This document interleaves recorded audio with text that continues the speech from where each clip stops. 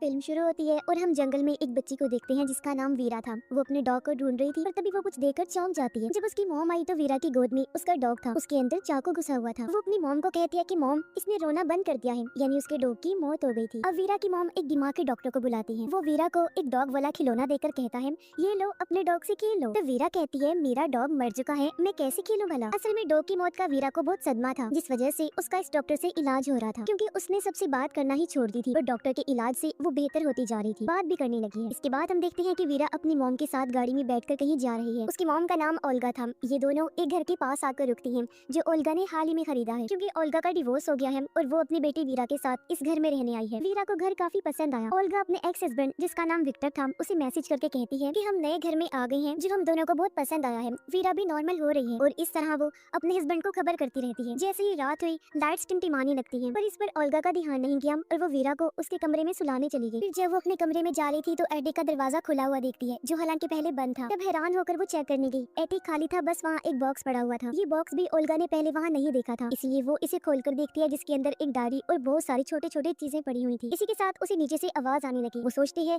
ये वीरा होगी जो नींद से जाग गई है और ऊपर मेरे पास आ रही होगी। पर जैसे वो उठी, उसे ऐसा महसूस होता है जैसे कोई परछाई मेरे पास से गुजरी है। पर उसने सोचा ये मेरा वहम होगा, मेरी ही परछाई होगी जिससे मैं घबरा रही हूँ। इस चीज पर वो ज्यादा ध्यान ना देते हुए अपने कमरे में सोने के लिए चली जाती है। अगली सुबह उसने एजेंसी को मैसेज किया, कहती है कि आपने तो कहा था कि पूरा घर खाली है, पर एटिक में बॉक्स है जिसके अंदर डायरी और कुछ सामान है, जरा पता लगवाइए कि वो किसका है। फिर आज वीकेंड था, जहाँ विक्टर वीरा को लेने आया हुआ था, क्योंकि कोर्ट के मुताबिक वीरा बाकी दिन अपनी मॉम के साथ रहेगी, जबकि वीकेंड पर डैड के साथ। तो वीरा भी खुशी से अपना सामान पैक करके आ जाती है जाने के लिए, क्योंकि उसके डैड ने वादा किया था कि वो उसे घोड़े की सवारी करवाएगा। लेकिन अब विक्टर ये कह देता है कि बेटा, पहले हम मेरी दोस्त के साथ कुछ टाइम गुजारेंगे और फिर घोड़ सवारी के लिए जाएंगे। ये सुनकर तो वीरा को गुस्सा आ गया। वो कहती है, फिर तो मैं नहीं जाने वाली आपके साथ, अपनी माँ के साथ ही रहूंगी, क्योंकि उसे अपने डैड की दोस्त से बहुत नफरत होती है। पर ओल्गा उसे मना लेती है कि चले जाओ बेटा, कुछ देर की बात है, उससे मिल लो, फिर सारा दिन अपने पापा के साथ ही रहना। वीरा मान गई और जब वो दोनों चले गए, ओल्गा अपना ऑफिस सेट करने में लग जाती है। पर अचानक उसे जोरों का सर दर्द होने लगा। ऐसा लग रहा था जैसे कमरे का रूप ही बदल रहा हो। इस जगह को लेकर उसे अजीबोगरीब ख्याल भी आने लगे, पर कुछ भी समझने से पहले उसके फोन की बेल बज गई और उसका सर दर्द भी ठीक हो गया। कॉल एजेंसी वालों की थी। वो कहते हैं,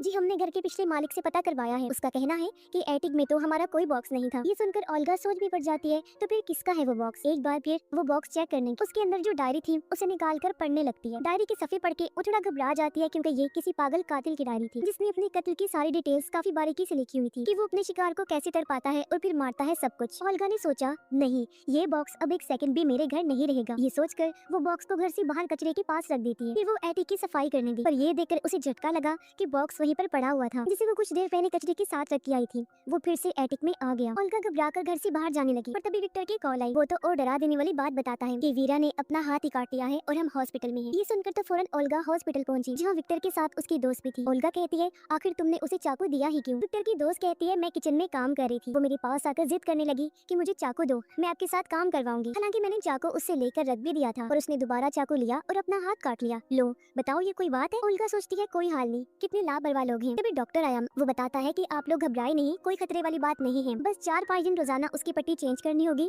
ताकि वो ठीक हो जाए। अब ओल्गा उनसे कहती है, अच्छा मैं जा रही हूँ, अगर वीरा ने मुझे देखा तो मेरे साथ चलने की जिद करेगी, मैं उसे कल लेकर जाऊंगी, क्योंकि नया घर है, मैं कुछ काम करवा रही हूँ। पर हम जानते हैं कि वो झूठ बोल रही है, वजह तो वो बॉक्स है, पर वो उनसे छुपाती है। तब विक्टर की दोस्त कहती है, अगर घर का काम चल रहा है तो तुम भी हमारे साथ ही रह लो। इस पर ओल्गा मान गई और शाम को ये सब विक्टर के घर आ जाते हैं, जहाँ ओल्गा वीरा से पूछती है, बेटा आखिर तुमने अपना हाथ क्यों काटा? पर विक्टर उसे रोकते हुए वीरा को बाहर भेज देता है। ओल्गा उस पर गुस्सा करती है कि ये क्या हरकत है, मैं उसे सवाल कर रही हूँ और तुमने उसे बाहर भेज दिया। विक्टर कहता है, देखो वो सिर्फ हादसा था, उसने जानबूझकर थोड़ी ना किया है। ओल्गा कहती है, क्या तुम्हें ये छोटी बात लगती है? देखा उसने अपने डॉग के साथ क्या किया था। जी हाँ, डॉग के साथ उसने कुछ किया था, जिसका जवाब हमें आगे पता चलेगा। और उसकी बात सुनकर विक्टर कहता है, ये बस इत्तेफाक है, अब कोई नई कहानी मत बना दो। और इस तरह वो ओल्गा को चुप करवा देता है। अगली सुबह ओल्गा किसी तरह वीरा को समझाकर अकेले ही घर आ जाती है, जहाँ वो घर पर डॉक्टर को बुलाती है। डॉक्टर को उसने बॉक्स के बारे में बता दिया था, पर वो यकीन नहीं करता और ओल्गा के साथ एक बार फिर बॉक्स को कचरे के पास छोड़ देता है। पर जब उन्होंने एटिक में आकर देखा तो एक बार फिर उन्हें झटका लगता है, क्योंकि बॉक्स वही था, वो भी बिल्कुल उसी जगह पर जहाँ पहले पड़ा हुआ था। अब डॉक्टर को भी काफी अजीब लगा, इसलिए वो भी उस डायरी को पढ़ने लगा, जहाँ ओल्गा को फिर से ख्याल नजर आने लगे कि ये कमरा बहुत ही अजीब है। और वो देखती है कि किस तरह कातिल अपने विक्टिम्स, अपने शिकारियों को मारता है, जिससे वो काफी घबरा गई। डॉक्टर देखता है कि डायरी में कातिल के विक्टिम्स के नाम और उनकी उम्र भी लिखी हुई है। उन नामों को ओल्गा इंटरनेट पर सर्च करती है, पर इन नामों के कत्ल की कोई भी न्यूज उसे नहीं मिलती। इसलिए ओल्गा कहती है, क्या हो सकता है ये सारे कत्ल जो डायरी में लिखे गए हैं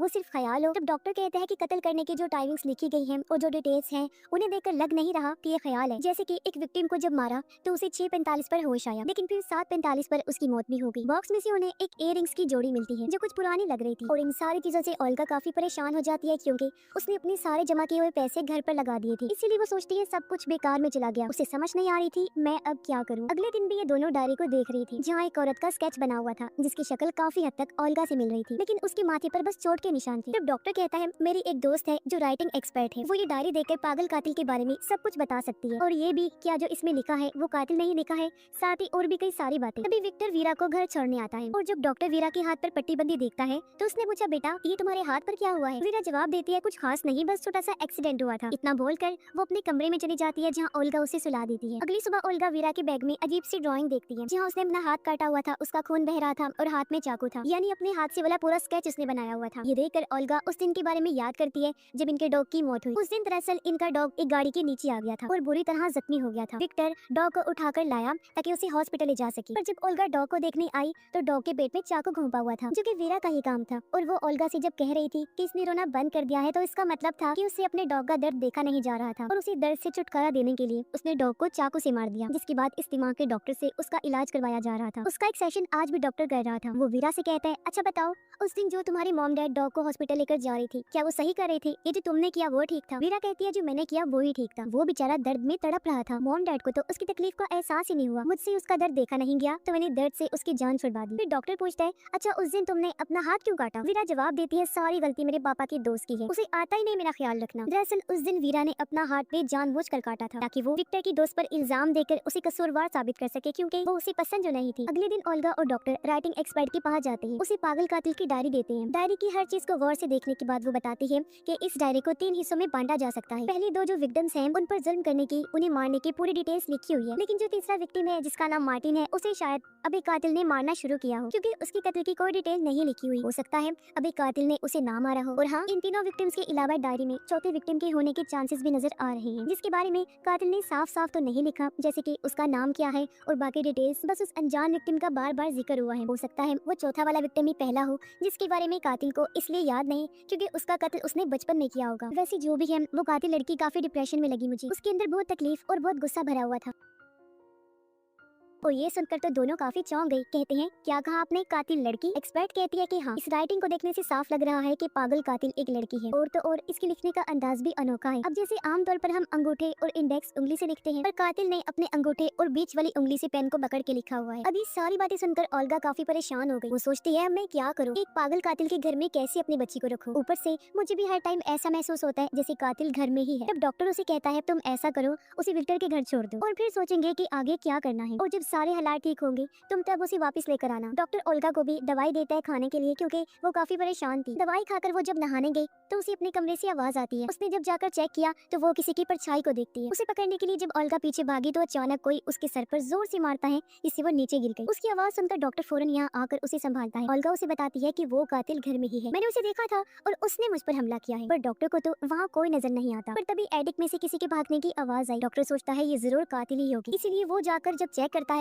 तो वहाँ जख्मी हालत में ओल्गा बैठी हुई थी जो अभी भी उस डायरी को पढ़ रही होती है। वो डॉक्टर को कहती है कि देखो अभी तक इस डायरी में ये लिखा हुआ था कि मार्टिन पर सिर्फ जुल्म किया जा रहा है, पर अब तो इस पर ये भी लिखा हुआ है कि अगले 48 घंटों में उसकी मौत हो जाएगी। ऐसा लग रहा है कि जो भी वो कातिल करती है ना वो अपने आप ही इस डायरी में लिखा जाता है, और अब हमें मार्टिन का पता लगाकर उसकी जान बचानी हो। फिर जब ओल्गा ने गौर किया तो वो डॉक्टर को उसी औरत का स्केच दिखाती है जिसकी शक्ल ओल्गा से मिल रही थी। वो कहती है देखो मेरे जैसे इस औरत के माथे पर चोट का निशान है जो पहले मेरे माथे पर नहीं था पर अब बिल्कुल उसी जगह पर बन गया है। मुझे समझ नहीं आ रही कि क्या हो रहा है। मैंने इतना अंदाजा लगाया है कि डायरी में जो भी लिखा है वो प्रेजेंट यानी मौजूदा वक्त में हो जाता है, मतलब डायरी के हिसाब से माजी में लिखी गई चीजें प्रेजेंट टाइम और फ्यूचर टाइम यानी आने वाले वक्त में होंगी। वो डॉक्टर को कहती है कि मेरी बात पे यकीन करो मैं सच कह रही हूँ और चलो मार्टिन को बचा ले चलते हैं। डॉक्टर उसकी बात मान लेता है और ये डायरी में लिखी गई मार्टिन की डिटेल्स निकालते हैं जहाँ से इन्हें एक रेस्टोरेंट का पता चला। ये जब वहाँ गए तो पता चला कि वो रेस्टोरेंट तो अभी बन रहा है। ये दोनों वहाँ की औरत से कहते हैं कि हम मार्टिन से मिलना चाहते हैं। औरत के हाथ में एक बच्चा था। वो कहती है ये रहा मेरा बेटा, इसी का नाम मार्टिन है। अब डायरी के हिसाब से मार्टिन की उम्र तो 32 साल होगी। तो ये दोनों सोचते हैं कि क्या जब मार्टिन 32 साल का होगा तब उसकी मौत होगी। इस सोच के साथ उनका दिमाग चकरा गया और वो घर आ जाती है। ओल्गा कहती है, मुझे इस बात की परेशानी हो रही है कि 48 घंटे खत्म होने को है, मार्टिन को हमें बचाना है, कैसे बचाएं? पर तभी ओल्गा ने बड़ा चौंका देने वाला सीन देखा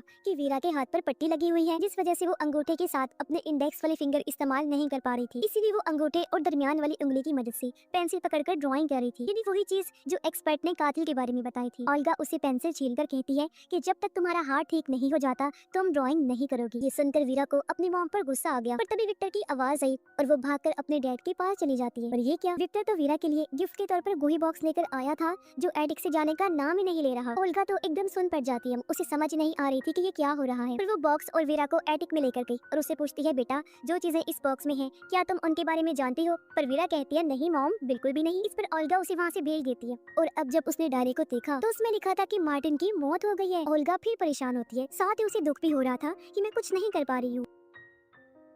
इस बारे में जब डॉक्टर उसे पूछता है तो ओल्गा बताती है कि वो पागल कातिल और कोई नहीं बल्कि वीरा है, मेरी बेटी, जो अभी तो बहुत मासूम लगती है पर बड़े होकर फ्यूचर में वो एक पागल कातिल बनने वाली है। फ्यूचर में जो भी खून वो करेगी उन सब की डिटेल्स इस डायरी में लिखी हुई है, जो बताकर उसने डॉक्टर को डायरी दिखाई जहाँ मार्टिन की मौत का जिक्र था। ओल्गा रोने लगी, कहती है, आखिर मेरी परवरिश में क्या ऐसी कमी रह गई थी कि मेरी बेटी एक कातिल बनेगी, पर मैं उसे कातिल बनने नहीं देने वाली, प्लीज मेरी मदद करो। इस पर डॉक्टर कहता, छोटी बच्ची है अभी वो, हम उसका इलाज कर रहे हैं ना, तुम परेशान ना हो, ठीक हो जाएगी। और डायरी में ये भी लिखा हुआ था कि किसी गलत वाइब्रेशन की वजह से उसने अपना पहला कत्ल किया और अगर हम उस वाइब्रेशन के बारे में पता लगा लें तो हम उसे रोक सकते हैं, इससे ना वो अपना पहला खून करेगी और ना ही कातिल बनेगी। ओल्गा कहती है, वो बात ठीक है, पर अगर उसका पहला विक्टिम डॉग ही था तो फिर उसे तो वीरा ने मार ही दिया है ना, इसलिए अब ये लोग दोबारा राइटिंग एक्सपर्ट के पास गए। तो वो बताती है कि डायरी में किए गए उसने सारे खून बड़ी होकर किए हैं और जो डॉग को उसने मारा है ना वो तो बचपन में उसने किया, अपनी तरफ से उसे लग रहा था कि उसने ठीक किया, डॉग को तड़पते हुए उसे देखा नहीं गया तो उसने मार दिया उसे। बचपन में ये की गई गलती को हम खून नहीं कहेंगे, खून उसने बड़े होकर किया। और उसका पहला विक्टिम वो चौथा है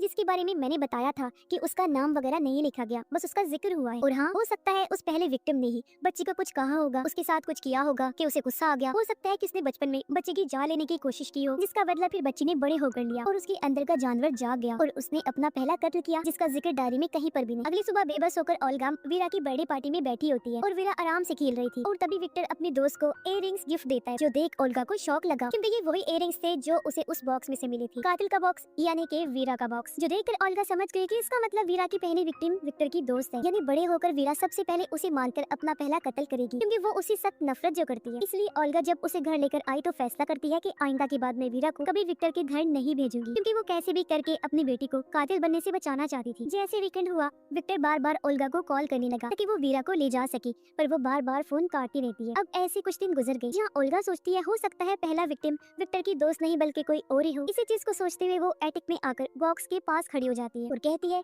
मैं जानती हूँ वीरा तुम इधर ही हो, मेरी जान, मामा आपकी मदद करना चाहती है, मुझे बताओ कि वो वाइब्रेशन क्या है जिसके बारे में तुमने अपनी डायरी में लिखा हुआ है, मैं तुम्हें उसे बचाना चाहती हूँ। अब फिर से ओल्गा को एक परछाई भागती हुई नजर आई, जिसके साथ ही वीरा के कमरे से आवाज भी आती है। ओल्गा भागकर उसके रूम की तरफ गई लेकिन दरवाजा बंद हो गया। ओल्गा दरवाजा पीटती है, कहती है, बेटा तुम ठीक तो हो ना, दरवाजा खोलो, लेकिन दरवाजा नहीं खुला। तब ओल्गा दूर से भागकर आई और दरवाजा खोल देती है, पर ठीक तभी वीरा भी दरवाजा खोलने आई थी, जिससे उसके मुंह पर चोट लग गई, उसका खून निकल रहा था और अब वो कोने में बैठी रो रही होती है। ओल्गा उसे चुप करवा के प्यार करती है और कहती है, आई एम सॉरी बेटा, मुझसे गलती हो गई है, प्लीज मुझे माफ कर दो। और वो आज रात वीरा के साथ ही सो जाती है। ओल्गा इस परेशानी में थी, मैं कैसे अपनी बच्ची को बचाऊं। वो अगले दिन वीरा को स्कूल भी नहीं भेजती और घर में ही पढ़ाने लगती है। तभी यहाँ विक्टर भी आ गया, जो काफी गुस्से में था क्योंकि ओल्गा ने उसे वीकेंड पर विक्टर के घर भेजा नहीं और ओल्गा बार बार फोन भी काट रही। और अब जब उसने वीरा के मुंह पर चोट देखी तो गुस्से में पूछता है, ये तुम मेरी बेटी के साथ क्या कर रही हो। अब उन दोनों को झगड़ते हुए देखकर वीरा डरकर भाग जाती है। गुस्से में विक्टर भी वहाँ से चला गया। तभी यहाँ डॉक्टर भी आ गया। वो कहता है, तुम वीरा को सेशन के लिए क्यों नहीं भेज रही। ओल्गा कहती है, उसे किसी दिमाग के इलाज की जरूरत नहीं है,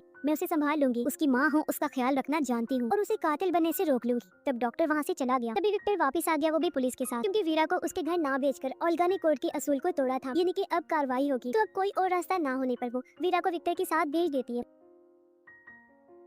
रात को जब वो लोग खाना खा रही थी तो विक्टर की दोस्त उसे कहती है, बेटा हम कल घूमने जाएंगे। तो वीरा बड़े गुस्से में उसके मुंह पर ही कह देती है कि नहीं, मैं आपके साथ कहीं नहीं जाऊंगी क्योंकि आप मेरे डैड की दोस्त हैं, मेरी माँ नहीं। समझ आ गई। ये सुनकर विक्टर को गुस्सा आ गया और वो वीरा को डांट देता है। तो वीरा भी गुस्से में वहाँ से चली गई। उधर ओल्गा और डॉक्टर ये सोच कर परेशान हो रहे थे कि आखिर वो वाइब्रेशन क्या होगी जो वीरा को कत्ल करने पर उकसाएगी। उसकी जिंदगी में ऐसा क्या होगा कि उसकी पूरी जिंदगी ही पलटने वाली है। अब अचानक हर चीज हिलने लगी। इन्हें लगा कि शायद अर्थक्वेक आया है, यानी ज़लज़ला। इनके साथ उधर विक्टर का घर भी हिल जाता है। तो तब विक्टर उसकी दोस्त भागकर वीरा के कमरे में आए ताकि उसे अपने साथ लेकर बाहर जा सके, पर वो मना कर देती है। कुछ देर बाद जब अर्थक्वेक रुका तो ओल्गा डॉक्टर से कहती है कहीं यही वो वाइब्रेशन तो नहीं जिससे वीरा कातिल बन जाएगी। इसी सोच के साथ दोनों विक्टर के घर जाने लगे, पर रास्ते में अर्थक्वेक की वजह से काफी बड़ा पेड़ गिरा हुआ था, इन यहाँ फंस गई थी। उधर जब विक्टर और उसकी दोस्त सो रहे थे तो तभी चुपके से उनके कमरे में वीरा आई जिसने हाथ में कैंची पकड़ी हुई थी। अब विक्टर ने अपनी दोस्त को जो इयररिंग्स दिए थे वीरा वो उठा लेती है, यानी कि ये इयररिंग्स इस तरह उस बॉक्स में आई थी। अब लग रहा था कि कैंची से वो उसका गला काट देगी, लेकिन बदला लेने के लिए वो बस उसके बाल काट देती है। पर अचानक विक्टर की दोस्त की चौंक कर आंख खुल जाती है, वो बौखलाते हुए उठ गई। तो विक्टर वीरा को बाहर लेकर गया, उसे डांट देता है, ये तुम क्या हरकत कर रही थी, हाँ पागल हो गई हो। वो उसे और भी बुरा भला कहकर खूब डांटने लगता है। वीरा रोते हुए वहीं सीढ़ियों के पास बैठ गई, कहती है मुझे मॉम के पास जाना है। तभी यहाँ ओल्गा और डॉक्टर भी आ गए। ओल्गा के पास भी इस घर की चाबी थी और जब वो अंदर आई तो उसे किसी के गिरने की आवाज आई और जब उसने जाकर देखा तो वहाँ विक्टर की लाश थी, यानी उसे मार दिया गया था। और जिस पहले कत्ल का डर ओल्गा को था आखिर वो हो ही गया। ऊपर सीढ़ियों के पास वीरा बैठी हुई थी। असल में विक्टर उसे लगातार डांटता ही जा रहा था, जिस बात से गुस्सा होकर उसने विक्टर को धक्का मारा और वो किनारे पर ही खड़ा था। उसका पैर फिसला और सीढ़ियों में आकर गिरा और उसकी मौत हो गई। ये देखकर ओल्गा पूरी तरह टूट गई, फूट फूट कर रोने लगती है, क्योंकि ये पहला कत्ल एक ट्रिगर की तरह है कि अगर ये हो गया तो फिर बाकी कत्ल भी होंगे। और ओल्गा की लाख कोशिश के बाद भी कोई वीरा को कातिल बनने से नहीं रोक सकता। खैर जैसे अगली सुबह हुई, एम्बुलेंस टीम पुलिस सब आ जाते हैं। डॉक्टर ओल्गा से कहता है कि वीरा को नहीं लेकर जा सकती तुम, क्योंकि अभी इन्वेस्टिगेशन चल रही है। अब जैसे ओल्गा अकेली हुई, मौके का फायदा उठाकर चुपके से वीरा को लेकर गाड़ी में बैठती है और वहाँ से ले जाती है। अब ओल्गा ऐसा अपनी बच्ची को बचाने के लिए नहीं कर रही थी, बल्कि वो वीरा को कहती है कि बेटा तुमने जिसे सीढ़ियों से धक्का देकर मारा है ना, वो तुम्हारे डैड थे। मुझे लग रहा था कि तुम बड़े होकर कातिल बनोगी, पर तुम तो बचपन में ही बन चुकी हो। पर अब मैं नहीं चाहती कि मजीद तुम्हारे हाथों किसी की भी जान चली जाए, इसलिए मैंने फैसला किया है कि हम दोनों को मर जाना चाहिए। ये कहकर ओल्गा ने गाड़ी तेज कर ली। वो जानबूझकर एक्सीडेंट करवा देती है, जिससे उनकी गाड़ी पलट गई और स्क्रीन ब्लैक हो जाती है। अगले सीन में हम देखते हैं कि ओल्गा बच तो गई है, पर उसकी हालत बहुत खराब है। उसे काफी चोटें आई थी। सिर्फ वही नहीं बल्कि वीरा भी बच गई थी। वो सामने बैठी हुई थी लेकिन उसे कम चोटें आई थी। वो ओल्गा को घूर कर देखती है, ऐसा लग रहा था जैसे सोच रही हो कि तुमने मेरी जान लेने की कोशिश की है ना, देखना तुम्हारे साथ भी हिसाब बराबर करूंगी। अब यहाँ हम याद करते हैं कि राइडिंग एक्सपर्ट ने कहा था कि वीरा के पहले विक्टिम ने उसके साथ कुछ किया होगा, उसे गुस्सा दिलाया, उसे चोट पहुंचाने की कोशिश की होगी। जब भी वीरा को गुस्सा आया उसका दिमाग खराब हुआ और उसके अंदर का जानवर जाग गया, और जब भी उसने अपना बदला लेने के लिए अपने उस पहले विक्टिम को मार दिया, जिसके बाद उसे लोगों को मारने की लत लग गई, जहाँ बड़ी होने के बाद उसने और भी लोगों का कत्ल किया। अब हम जानते हैं कि हालांकि विक्टर वीरा की वजह से ही मरा है, पर उसने तो वैसे ही खुद से दूर करने के लिए उसे धक्का दिया था। मतलब उसका इरादा अपने डैड को मारने का नहीं था, यानी वो बस एक एक्सीडेंट था। और जैसा कि हमने देखा कि ओल्गा ने उसकी जान लेने की कोशिश की, तो तब बदला लेने के लिए वीरा पहला कत्ल ओल्गा का करेगी, यानी उसका पहला विक्टिम और कोई नहीं बल्कि उसकी माँ है। वो पहला कत्ल उसका करेगी। और बॉक्स बार बार इसलिए एटिक में आ रहा था क्योंकि अर्थक्वेक आने से टाइम ट्रेवल यानी पास्ट प्रेजेंट का पोर्टल वहाँ पर खुल गया था, जहाँ से ही बार बार वो एटिक में आया जाया करता था। क्योंकि इसके बाद भी कई साल वीरा उसी घर में रही और लोगों के खून, उन्हें मारना पीटना सब वो यही करती, जिसके बारे में उस डायरी में सब कुछ लिखा हुआ है। और इस तरह ये लूप चलता रहा और बार बार बॉक्स वापस आने के पीछे यही वजह है। अपनी माँ ओल्गा का पहला खून करने के बाद वो आखिर पागल कातिल बन जाएगी जो सीरियल किलर होगी, यानी कि वो किसी को भी नहीं छोड़ेगी। और इसी भयानक एंडिंग के साथ ये फिल्म इधर ही